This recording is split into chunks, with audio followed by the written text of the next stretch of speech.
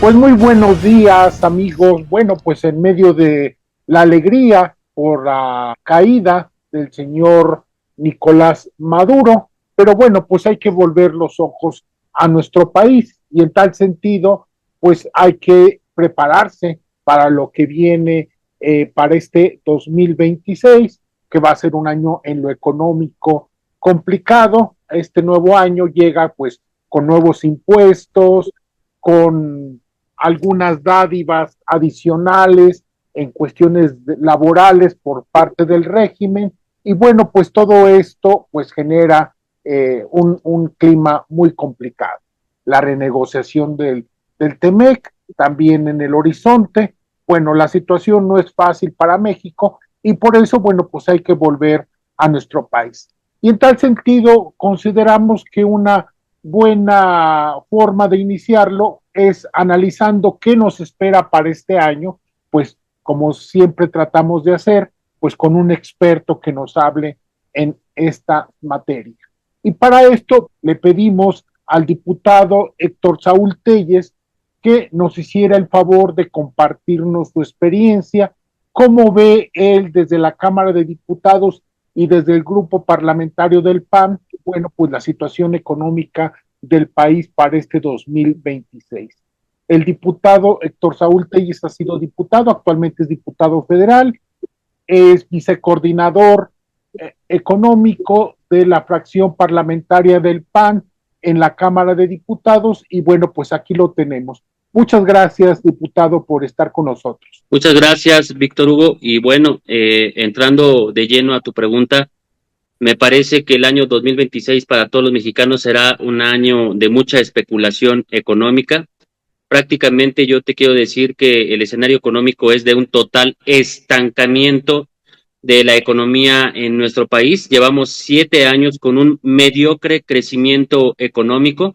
El sexenio de López Obrador más o menos tiene un promedio de crecimiento económico acumulado en los 6 años de 0.8 puntos del PIB, es decir, ni siquiera un punto porcentual del PIB de crecimiento.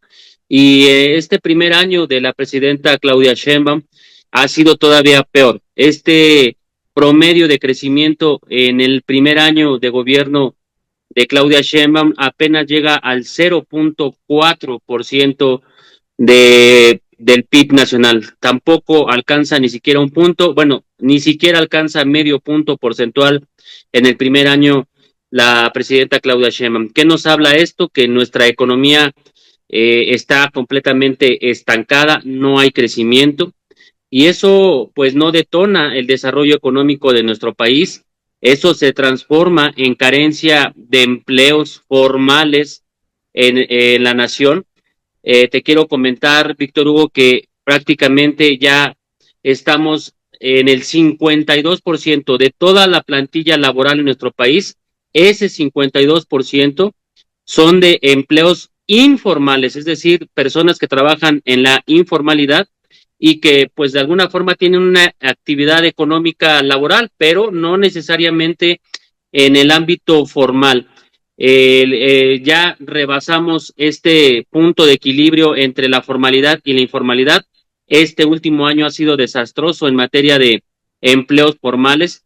Necesitamos prácticamente 1.2 millones de empleos formales al año y este gobierno se quedó abajo prácticamente en más de 500,000 millones, de 500,000 empleos, perdón, en este primer año, es decir, que es un saldo negativo en empleos formales. ¿Qué es lo que ha crecido? Completamente la informalidad, que ya estamos en el 52% de personas que están trabajando, el 52% ya lo está haciendo en la informalidad.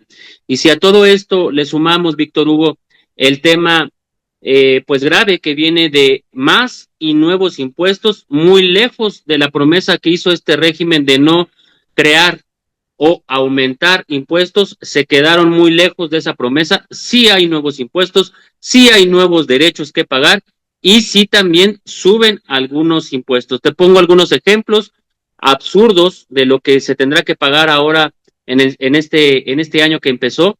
Fíjate nada más, los jóvenes, los niños que salgan del país, hoy tienen que pagar $300 nada más por salir del país, sin importar si muchos de ellos van a cuestiones médicas o de salud al extranjero, atenderse en algún otro sistema de salud, porque en México está completamente destruido. No importa si los niños van a salir tal vez a una competencia económica, académica o deportiva, los padres tendrán que pagar $300 porque los niños salgan de nuestro país. Así de absurdo están los nuevos pagos, y también sube el impuesto especial que hay sobre el refresco. El impuesto sobre el refresco crece 80%, es decir, que de 1.6 pesos que pagaban por cada litro de refresco que se consumía, hoy van a pagar 3.05 pesos por cada litro de consumo de refresco los mexicanos. Sin duda, todo esto impacta en la canasta básica. Sin duda, esto tendrá un incremento tal vez inflacionario, como ya se ha resentido. Estamos o cerramos prácticamente el año 2025 rayando el 4% de índice inflacionario, y las cosas pues no están bien, Víctor Hugo. También tenemos que mencionar que viene este 2026, ya iniciaron la aplicación de aranceles mexicanos a todos los productos de importación con los cuales México no tenga tratado de libre comercio con ese país de origen. Estamos hablando específicamente en su mayoría de productos asiáticos, principalmente de China, de Vietnam, de Corea, de algunos países asiáticos que tienen una gran producción y que de alguna forma tenían una presencia importante en el mercado mexicano. Hay que decir que si bien es cierto que hay que proteger a la industria mexicana, también es cierto que este gobierno ha sido irresponsable en que en años anteriores se inundó completamente el país con la entrada de productos de origen chino, específicamente bajo políticas de contrabando, bajo políticas de dumping, es decir, de un comercio desleal contra los productos mexicanos. Y hoy, pues a presión seguramente de nuestros socios comerciales de Tratado de Libre Comercio con Canadá y Estados Unidos, principalmente Estados Unidos, pues se tiene que equilibrar esa balanza comercial, toda vez que México estaba prácticamente convirtiéndose en la puerta trasera de entrada de muchos productos de origen chino con precios completamente subvaluados, porque pues los subsidios a los productos chinos por parte del gobierno de ese país pues son exorbitantes, Víctor Hugo. De lo que usted señala me surgen un par de cuestiones. La primera, bueno, pues tiene que ver con estos aumentos de salario mínimo y lo que representa para los trabajadores. Muchos medios de comunicación, los académicos e intelectuales a pago del gobierno, bueno, pues han venido hablando de una muy exitosa política salarial del gobierno, diciendo que, bueno, pues que todos los neoliberales se habían equivocado al decir que los aumentos salariales no iban a implicar un aumento en la inflación, que no fue así, ellos sostienen, y que supuestamente pues esto habla de una muy exitosa política salarial, diputado. Yo como lo veo, bueno, pues estos aumentos salariales, lo único que hicieron fue ampliar pues a la gente que recibía 1 o 2 salarios mínimos y que por lo tanto, bueno, pues el problema ahora sí ya ha crecido. Es decir, fueron compactándose, vamos a llamarle así, clases, estamentos salariales, y ya ahora, pues quienes reciben 1 o 2 salarios mínimos, que anteriormente era alrededor de un 8%, bueno, pues ahora alrededor de un veintitantos por ciento. Entonces, también esto está viendo que un posible nuevos aumentos, como es el propósito económico de la presidenta Sheinbaum, bueno, pues sí va a tener efectos inflacionarios muy severos. Yo no sé cómo ve usted esta grandilocuencia del régimen. Hace unos días la presidenta Claudia Sheinbaum hablaba de tasas de desempleo muy bajas, una de las más bajas del mundo. No sé cómo usted vea esta jactancia y esta política salarial y presumir poco desempleo en México, diputado. Pues mira, Víctor Hugo, para empezar, el gobierno hace caravana con sombrero ajeno. Los salarios mínimos directamente los pagan pues los empresarios, los que contratan, los empleadores, los patrones, son los que pagan directamente esos salarios, aun cuando la política dicen que ha salido del gobierno de este régimen. Mira, al inicio, y también no podemos soslayar que es importante, por supuesto, que crezca el salario mínimo, pero en un inicio, en los últimos años, había un gran espectro que permitía absorber los impactos del crecimiento del salario mínimo. Era muy disparejo aquellos que ganaban entre 3, 4, 5 salarios mínimos con los que ganaban entre 1 y 2 salarios mínimos.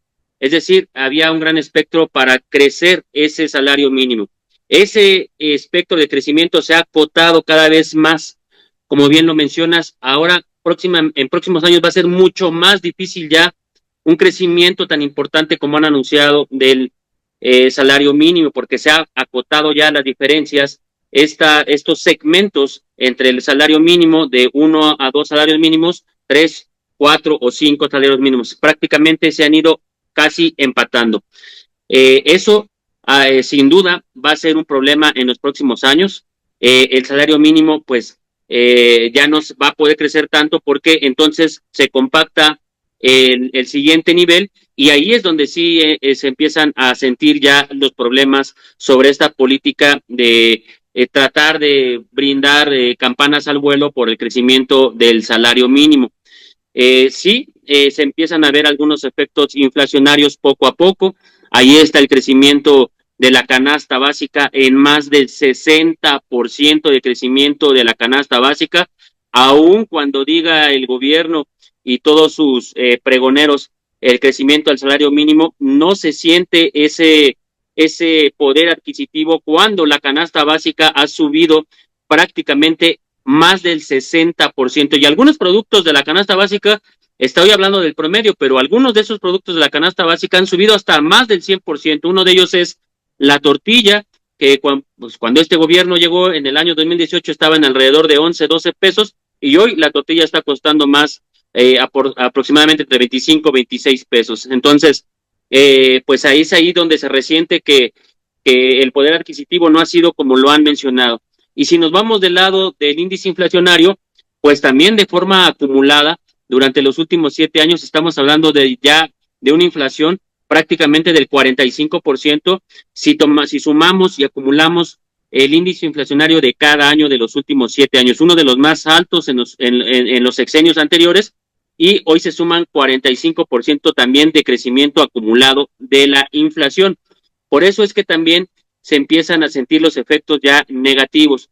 A mí me parece que el gobierno no está vislumbrando que sin crecimiento económico, como hablábamos hace un momento, no puede haber detonación de la economía, no puede haber inversión en infraestructura, no puede haber más y mejores empleos. Ahí está el dato, aunque digan que es una de las tasas de desempleo más bajas, nada más hay que voltear a ver cómo se perdieron más de 500,000 trabajos formales durante el último año y también el alto índice de cierre de unidades económicas, es decir, de cierre de pequeñas y medianas empresas, es decir, cada vez también hay menos patrones que son los que de alguna forma sostienen la economía de nuestro país al apostarle a crear más y mejores empleos. Entonces, el gobierno tiene una disyuntiva grande para este año.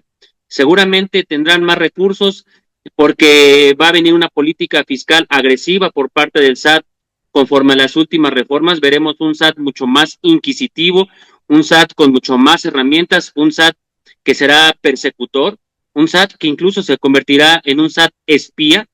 Y también hay herramientas de nuevos ingresos como son los aranceles, que prácticamente les van a dar más de 200,000 millones de pesos estos aranceles mexicanos a los productos asiáticos. Todo esto sí servirá tal vez para proteger algunos sectores de la industria mexicana, pero tampoco podemos dejar de lado que las políticas de este gobierno no vienen acompañadas para proteger a los mexicanos, al consumidor. Es decir, sí habrá seguramente impacto en el costo y subirán algunos productos que se importan desde esos países y eso sin duda va a tener un efecto inflacionario. Entonces, pues vamos a ver cómo nos va en 2026. Este gobierno todavía tendrá tal vez una de sus últimas oportunidades para recapacitar en el gasto público. Tú lo mencionabas al principio, hay un gran dispendio en materia de gasto social. Prácticamente vamos a gastar 1 billón de pesos con B, billón de pesos solamente en apoyos sociales, pero no hay inversión en infraestructura física. Esta va a caer 30% la inversión en infraestructura física, que es la que detona el crecimiento económico. Y ahí vienen las disyuntivas, porque también vamos a tener una mayor deuda pública, vamos a tener que pagar 1.6 billones con B, billones nada más de réditos, de intereses del saldo de la deuda pública. Imagínate, se va a pagar más de los intereses de la deuda que los programas sociales. Y también están el pago obligatorio de las pensiones contributivas, que son las pensiones de los jubilados. Entonces, el gobierno no la va a tener fácil, tal vez sea una de sus últimas oportunidades para reasignar bien el gasto, pero ya lo vimos en el presupuesto, Víctor Hugo. Se van otros 30,000 millones de pesos al Tren Maya, se van más de 120,000 millones de pesos a sistemas ferroviarios, que ya vimos lo que sucedió, y no se está invirtiendo en infraestructura física. Bueno, pues estamos en un país con alta inflación. En este momento, bueno, al parecer está controlada, pero la inflación subyacente, pues ahí viene. Parece que el Banco de México al fin ya tomó nota de esto y se prevé que no habrá una nueva baja de la tasa de referencia en los próximos días por parte del Banco de México. Pero bueno, y aparte tenemos un país con una gran deuda que está creciendo a niveles muy, muy grandes. Una nota periodística hablaba de que con Sheinbaum creció más rápido la deuda del país que en el arranque del gobierno de López Obrador, según datos de la Secretaría de Hacienda y Crédito Público. Y bueno, actualmente en este primer año de gobierno aumentó la deuda en 1.500 billones de pesos en poco más de un año. Es decir, estamos en un país que está en fiesta, pero que está tejiendo todas las condiciones para el hambre de mañana, diputado. Me parece que más o menos así va. Podrán aumentar todos los impuestos que quieran, pero realmente está tejiéndose una situación muy explosiva de una futura crisis de deuda en el mediano plazo. ¿Usted cómo ve este tema, diputado? Cada vez es más preocupante el manejo de la deuda en nuestro país. Mira un dato para que escuche todo el auditorio. Cuando llegó este régimen en el año 2018, de todo el saldo histórico de la deuda, es decir, pues prácticamente desde que nació México como nación independiente en 1810 hasta la fecha del año 2018, más de 200 años, se habían acumulado, fíjate nada más, 10.5 billones con B, 10.5 billones de deuda pública. Bueno, para que vean la magnitud de cómo ha crecido la deuda pública en nuestro país los últimos 7 años. Vamos a cerrar este año 2026 con una cifra de 20.3 billones de deuda pública. Es decir, que creció prácticamente el doble en tan solo 7 años por la irresponsabilidad de este gobierno que como sello de financiamiento ha tenido la deuda pública. Estamos hablando de que sí, en efecto, este último año de la presidenta Sheinbaum, este año que acaba de terminar, gastó prácticamente 1.5 billones de pesos en deuda pública, pero va a gastar para este año 2026, porque así lo aprobaron los diputados de Morena y sus aliados, va a tener permiso de gastar o pedir financiamiento por 1.9 billones de pesos. Esa es la gravedad. Vamos a cerrar el 2026 con la cifra más alta histórica de saldo de la deuda pública, y eso nos trae muchos problemas porque la deuda pública se va a disparar prácticamente hasta el 54 por ciento del PIB. Ya rebasamos también esa línea del 50%, ya estamos en el 54%, se acerca mucho al 55% de la deuda pública. Dirán muchos que todavía es manejable. Otros como yo creemos que empieza a ser preocupante cuando es una economía que no está sólida, que es una economía endeble, que es una economía donde no hay inversión física, que es una economía que aparte lleva 7 años sin crecimiento económico y que está completamente estancada, ¿no? Otros dicen, no, bueno, hay países que están endeudados hasta el 75-80% de su PIB, solo que esos países crecen en un ritmo más acelerado que nuestro país en crecimiento económico, son economías potentes que tienen otro tipo de dinamismo y no así la mexicana.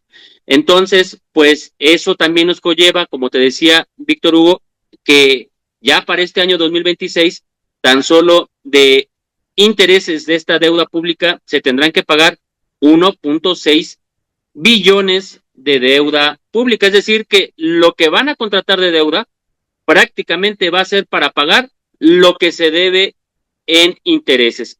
Me parece que si lo trasladamos al uso de una tarjeta de crédito de cualquiera de nuestras personas que nos escuchan en este momento, pues es como decir que se va a endeudar toda su tarjeta de crédito con otra tarjeta nada más para pagar la que ya debía. Entonces es muy grave.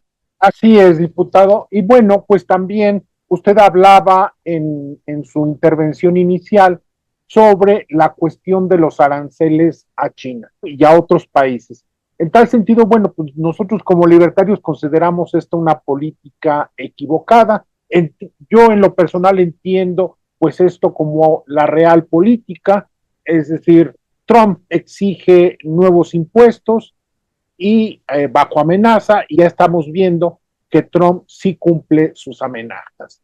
En tal sentido, sí me parece que en el contexto de este año de la renegociación, al parecer profunda, del TEMEC, bueno, pues haber soltado una pieza de negociación tan al inicio me parece equivocado. Cuando estemos en octubre y trate Trump de lograr más concesiones, bueno, pues ya nos quemamos algunas de las pocas cartas que teníamos, diputado. No sé cómo usted vea esta perspectiva de los aranceles a varios países que obviamente pues van a tener un impacto inflacionario y sobre las familias, y también cuáles son sus perspectivas de la renegociación del TEMEC, diputado. Mira, Víctor Hugo, para empezar con el tema de los aranceles, siempre lo dijimos fuerte y claro. Este gobierno, lejos de proteger a la industria mexicana, lejos de proteger el empleo formal en nuestro país, permitió durante 7 años la entrada discriminada de productos asiáticos, en específico de China, en una competencia desleal completamente contra los productos mexicanos, una competencia incluso desleal con el propio Tratado de Libre Comercio. Nos convertimos en un socio comercial que no era confiable. Se inundó el mercado con estos productos de baja calidad y a muy bajo precio, porque muchos de esos productos vienen con un subsidio que es imposible de cubrir por la industria mexicana o por otras empresas, porque ese subsidio de producción china pues viene con altísimos subsidios del gobierno de ese país y se permitió. Segundo, ahora que se tiene que corregir las cosas porque nuestro socio comercial principal así lo exige para hacer cumplir el Tratado de Libre Comercio, pues vienen las consecuencias. Nos encontramos con una industria mexicana debilitada, que durante 7 años tampoco ha recibido ni un solo apoyo por parte de este régimen, que ha sido irresponsable con el sector productivo de nuestro país, que no tiene financiamiento, que no tiene forma de cubrir las necesidades de suministro, porque las cadenas pues se tienen que sustituir. Cuando tú pones aranceles a productos chinos o insumos, pues tienes que buscar en el mercado nacional o de nuestros socios comerciales el sustituto. Y muchas veces de eso no existe porque nuestra industria mexicana estuvo debilitada durante muchos años por la irresponsabilidad de este gobierno de no hacerlas crecer, no hacerlos competitivos y permitir la entrada indiscriminada de productos de aquel país. Entonces, pues también son muy irresponsables porque esta política de aranceles no viene acompañada de ningún apoyo para que las familias mexicanas no resientan, obviamente, el impacto del costo de lo que van a subir todos esos productos que entraban a México y que pues, se volvieron muchas veces indispensables, van a resentir ese impacto en la inflación. Las empresas mexicanas no están todavía de alguna forma preparadas para hacer las cadenas de sustitución. Me parece, como bien lo mencionas, que necesitábamos un poco más de tiempo para reconstruir este camino. Se nos ha escapado la oportunidad del nearshoring, se nos ha escapado la oportunidad de atraer inversiones, porque este gobierno también ha sido irresponsable, junto con su grupo parlamentario, de aprobar iniciativas retrógradas, regresivas, el tema que no brinda certeza jurídica, como es la reforma judicial, como es la extinción y desaparición de los órganos autónomos, como es la ley de amparo, que se redujo completamente esta figura, el código fiscal, muchas iniciativas que no dan certeza para la inversión extranjera, pues no ven a nuestro país como un mercado atractivo para venir a invertir. Se viene un reto muy fuerte con el Tratado de Libre Comercio. Vamos a ver cómo se hacen estas negociaciones, pero creo que entramos en una clara desventaja, en donde Estados Unidos va a imponer muchas de las condiciones para renegociar el Tratado de Libre Comercio, y yo lo digo fuerte y claro, a México tendrá que hacer todo lo posible, porque México pues tiene que encontrar en el Tratado de Libre Comercio esa subsistencia económica y detonarla y poderla hacerla crecer en próximos años. Si este gobierno no es responsable, no entiende que tenemos que reconfigurar nuestra relación económica con nuestros principales socios, pues estamos en un problema muy grave. Al respecto, diputado, usted habla de recomponer la relación económica con nuestros principales socios, pero este gobierno pues se dedica a dinamitar esta confianza y esta relación. Allí tenemos los regalos indiscriminados a Cuba. Somos un país que ahora se da el lujo, gracias al TEMEC, a la bonanza que ha venido creando en los últimos 30 años el TEMEC, anteriormente el TLC. Bueno, pues esta bonanza a la economía mexicana pues se está destinando a proteger a una dictadura como la cubana, o en algún momento pues también a darle cobertura. Las acusaciones que se han vertido sobre Nicolás Maduro en Estados Unidos y cómo utilizaba su relación con el gobierno mexicano para hacer negocios y andar vendiendo protección a terroristas y andar vendiendo pasaportes a narcotraficantes. Bueno, pues nos habla de que este gobierno pues está descuidando mucho esta relación que es de supervivencia básica para nosotros.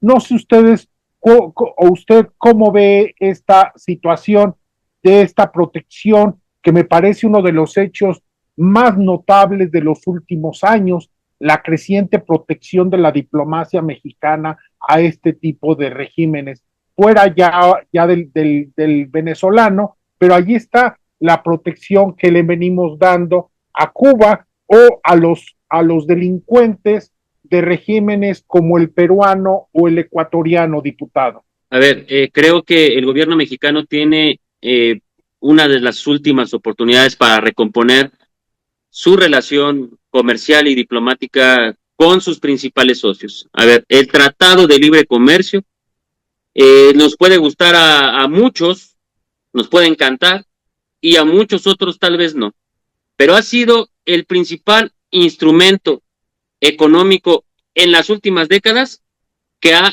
mantenido y ha provocado que haya pues cierta estabilidad económica en nuestro país y hasta cierto grado crecimiento y desarrollo.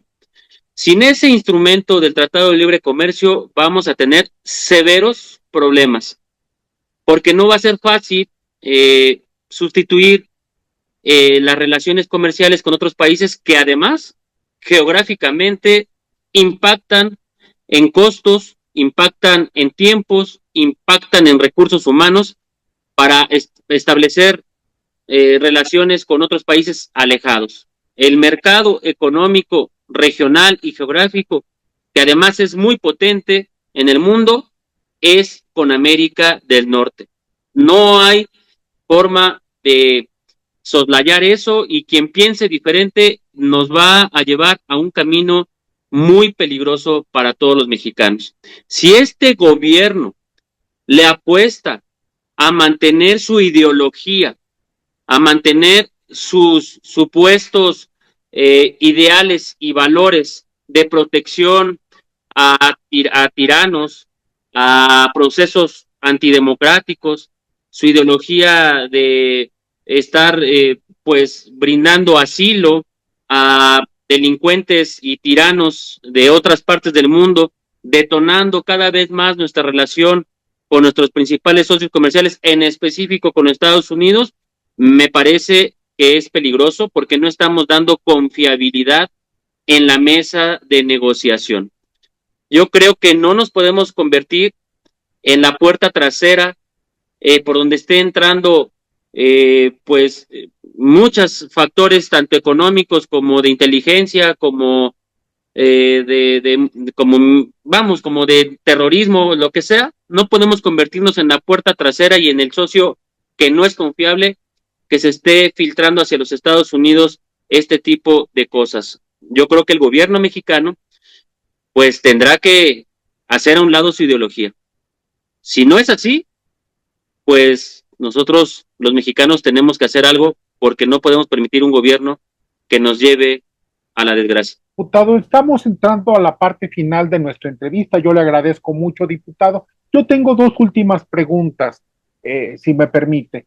La primera, bueno, pues tiene que ver con el tema de cómo ve usted las perspectivas económicas de este año. Eh, ¿Cómo las colocaría? ¿Son negativas, gris fósforo? ¿Cómo las colocaría usted, diputado?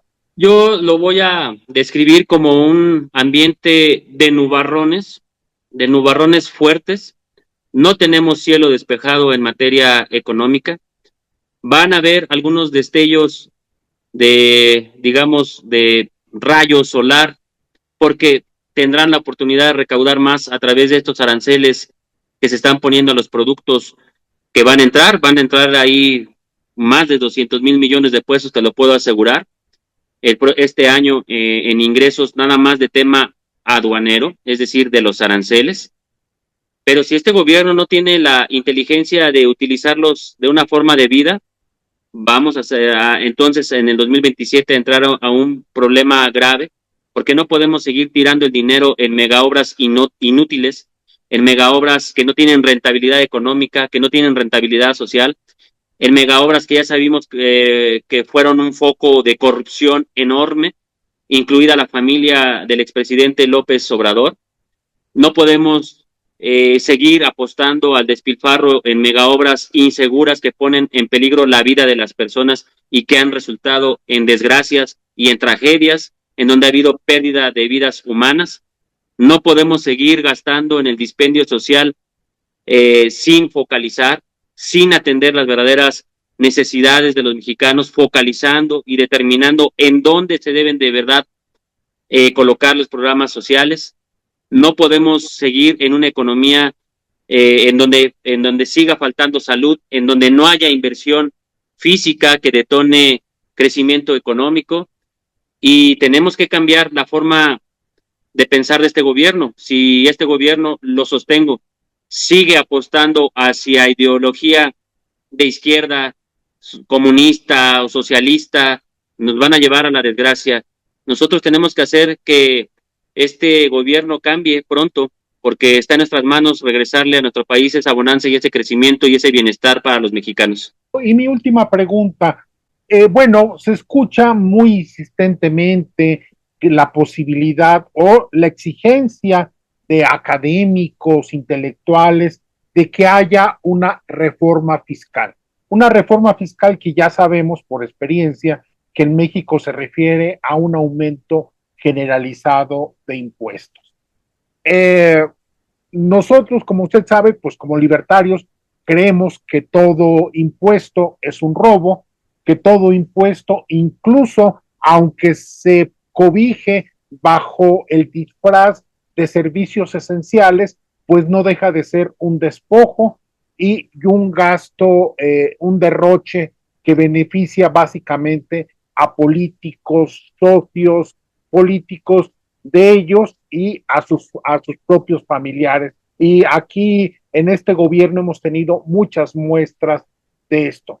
La propia presidenta, bueno, pues en estos impuestos y derechos que al principio usted señalaba, bueno, pues ha hablado de que no tienen un fin recaudatorio, pero la verdad es que la evidencia muestra que sí, los índices de obesidad, de salud pública, no muestran ninguna reducción en de estos impuestos supuestamente saludables. Es decir, hay una creciente necesidad de este gobierno de exprimir más aún la jerga de los mexicanos comunes y me parece que este sexenio no va a terminar sin un aumento generalizado de impuestos, pues para salvar en lo que se pueda salvar del barco que se hunde. No sé cómo usted vea esta perspectiva y estos reiterados y constantes pedidos de aumento de impuestos.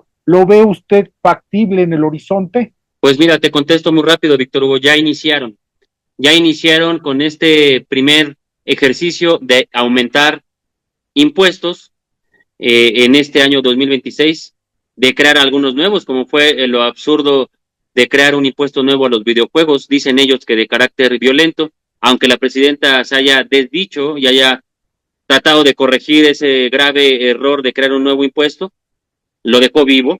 Ese decreto que acaba de sacar únicamente es para dar la oportunidad de que pues las personas que venden este tipo de videojuegos puedan acceder a un beneficio y un estímulo fiscal del 100%, pero están obligados a cumplir con una serie de trámites burocráticos. Entonces es una completa mentira, porque lo más factible y lo más correcto era extinguir y desaparecer del mapa fiscal este nuevo impuesto a los videojuegos.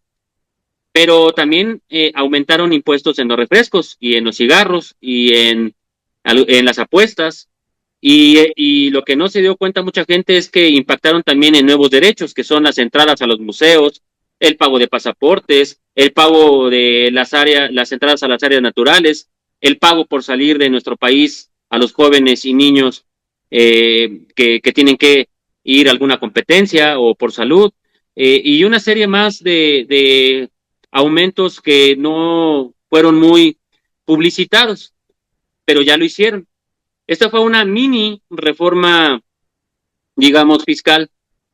Yo creo que cada vez tienen menos dinero, Víctor Hugo. Tenemos la gallina de los huevos de oro que se les está muriendo, que fue Pemex. No tienen forma de cómo recomponerlo. Le han llevado a la quiebra total a Pemex. Tienen una deuda de prácticamente 2 billones de pesos que creció en este sexenio de López Obrador con el corrupto de Romero Oropesa, que ha crecido también esta deuda por el subsidio que ha entregado México de miles de millones de barriles a países como Cuba sin recibir ni una sola contraprestación. Es que no ha habido, que ha habido una caída total de la producción de la plataforma petrolera, apenas en 1.4 millones de barriles diario, cuando prometieron que habría 1.8, 1.9 millones de barriles diario. Es el sexenio y este régimen el más mediocre en la extracción de petróleo. No ha habido inversión en exploración. Entonces, pues esa gallina de los huevos de oro se les ha ido muriendo porque no han tenido la capacidad y la pericia de detonar los ingresos de carácter petrolero. Y cada vez Pemex recibe más subsidios del gobierno mexicano y de los contribuyentes, y cada vez Pemex pues coopera menos con el gasto público. ¿A dónde está volteando el gobierno? Pues está volteando a que haya más y nuevos impuestos. Este crecimiento de los aranceles hay que verlo como lo que es, Víctor Hugo, son nuevos impuestos, es crecimiento de impuestos a los productos de importación que tendrán un impacto en el precio de los productos en nuestro país. Entonces, pues yo creo que los académicos y muchos especialistas han hablado de la reforma fiscal, pero pues ya la estamos viviendo y cada vez va a ser más palpable y con más presencia. Este gobierno no tendría la razón ni ética ni moral para proponer más y nuevos impuestos para el siguiente año 2027. Vámonos hasta 2027. No tiene calidad moral ni ética, porque este gobierno se ha dedicado a despilfarrar los recursos de los mexicanos en megaobras inútiles, desastrosas, cubiertas de sangre incluso ahora, en despilfarro de gasto y de apoyos sociales, sin focalizar y sin darle seguimiento al crecimiento de las oportunidades de las personas. El gasto público social debería de ser para detonar capacidades de las personas y no no para hacerlos dependientes de estos apoyos. Van creciendo más, el bono demográfico cada vez se nos hace más pequeño, cada vez hay personas más jubilados que van a acceder a sus pensiones, hay una presión de las pensiones de carácter contributivo. Entonces este gobierno, pues al no tener ingresos petroleros, al no tener ingresos de detonación de las empresas que ellos crearon públicas como el Tren Maya, Aeroméxico, Mexicana, los trenes que no dan ningún rendimiento económico, pues cada vez van a tener menos dinero, y cuando ellos se han encargado de dar apoyos sociales y que crece cada vez la presión de pensiones contributivas, pues va a haber un severo problema y no les va a quedar otra más que ir subiendo cada vez más impuestos. Pero este gobierno no tiene calidad ni ética ni moral para cobrarle un solo peso más a los mexicanos cuando recibimos malos servicios, cuando hay corrupción rampante que se roban el dinero y el recurso de los mexicanos, y cuando han hecho obras que han costado vidas.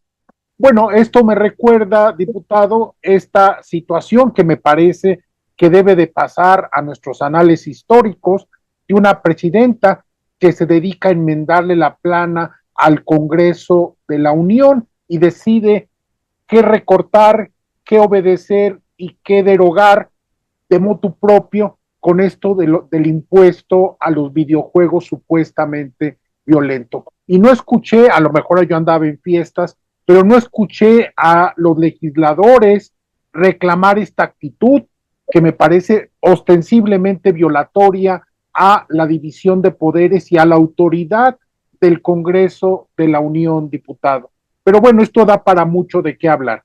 Pero yo no quiero concluir esta conversación, diputado, sin saber su opinión, visto que ha posteado algunas cosas sobre esta caída del régimen de Maduro. El PAN, yo sé que usted no es vocero del PAN, ni tiene nada que ver con estas posturas, pero el Partido Acción Nacional emitió un comunicado, bueno, muy políticamente correcto, en donde, bueno, pues hablaba de que el país debe de encaminarse ahora a la democracia, pero no hablaba en ningún momento de ningún tipo de respaldo, apoyo o aprobación a la intervención estadounidense.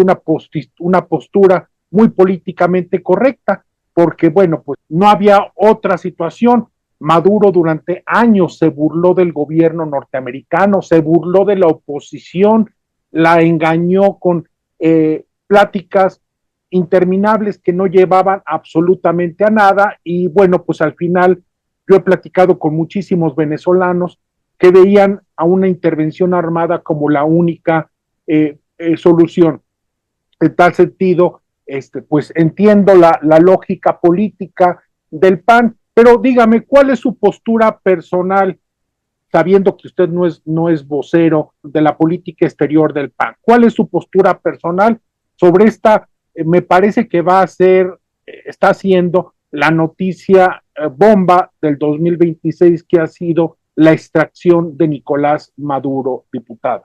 Lo he dicho muy claro, la intervención del gobierno de Estados Unidos para capturar a Maduro debe de celebrarse en el sentido de tomarlo como un instrumento de brindar la semilla de esperanza, de libertad y de reconstrucción de un país libre como debe de ser Venezuela. Un instrumento que debe de ser utilizado hoy para que la sociedad venezolana y el pueblo de Venezuela comience a construir ese camino de transición transparente que debe de existir. Eso sí lo he manifestado. Debe de existir una transición transparente para darle gobernanza legítima al pueblo venezolano. Yo, claro que estoy contento por la captura de este tirano. Todas las negociaciones de carácter diplomático se agotaron durante años, se agotaron durante los últimos meses, y con un personaje con las características de Maduro y de muchos otros tiranos y dictadores que hay en el mundo, pues a veces las capacidades de diálogo se rompen porque no están acostumbrados a negociar, porque se creen que son eternos o que pueden soslayar y que pueden lastimar la voluntad de sus pueblos. Yo creo que es la oportunidad histórica para que Venezuela recupere su libertad, para que haya una transición transparente y se instale un gobierno legítimo, como ya lo hicieron los venezolanos en el 2024, y comenzar una nueva era para el pueblo de Venezuela. Le agradezco mucho, diputado. No sé si para finalizar quiera usted remarcar alguna idea o señalar alguna cosa ya como final de esta entrevista que tan amablemente nos concedió. Quisiera aprovechar tu espacio, Víctor Hugo, para hacer un llamado contundente a todos los mexicanos de luchar por nuestras libertades, de no dejar que este gobierno, que cada vez toma más sesgos autoritarios, vaya rompiendo la vida institucional de nuestro país. Ya tienen el poder judicial, ya tienen pues prácticamente el poder legislativo y tienen el poder ejecutivo. Poco a poco hemos venido perdiendo libertades y garantías, y los mexicanos somos un pueblo de historia que no puede permitir estos retrocesos. Estamos todavía a punto y estamos en tiempo de poder recuperar nuestras libertades y no permitir que este gobierno autoritario, que se identifica con gobiernos como el de Maduro o como el de Díaz-Canel en Cuba, puedan seguir penetrando en nuestro país. El 2027 será la primera llamada y yo creo que estamos a tiempo para que en 2030 México recupere su libertad, su vida institucional y el espíritu de la República. Que así sea, diputado. Yo le agradezco mucho y permítanos, bueno, volver a tocar nuevamente base con usted por algún acontecimiento económico, porque bueno, claro, en términos económicos este año aparenta que va a ser muy movido. Le agradezco mucho a nombre de México Libertario, le doy las gracias por la amabilidad y su buena disposición, diputado. Gracias, Víctor Hugo. Mucho ánimo a todo el pueblo mexicano. Hay grandes ejemplos internacionales. Ahí está Argentina, ahí está Chile, ahí está Honduras, ahí está incluso Bolivia, Perú. Grandes ejemplos de cómo esos pueblos han recuperado sus libertades y México no se puede quedar atrás.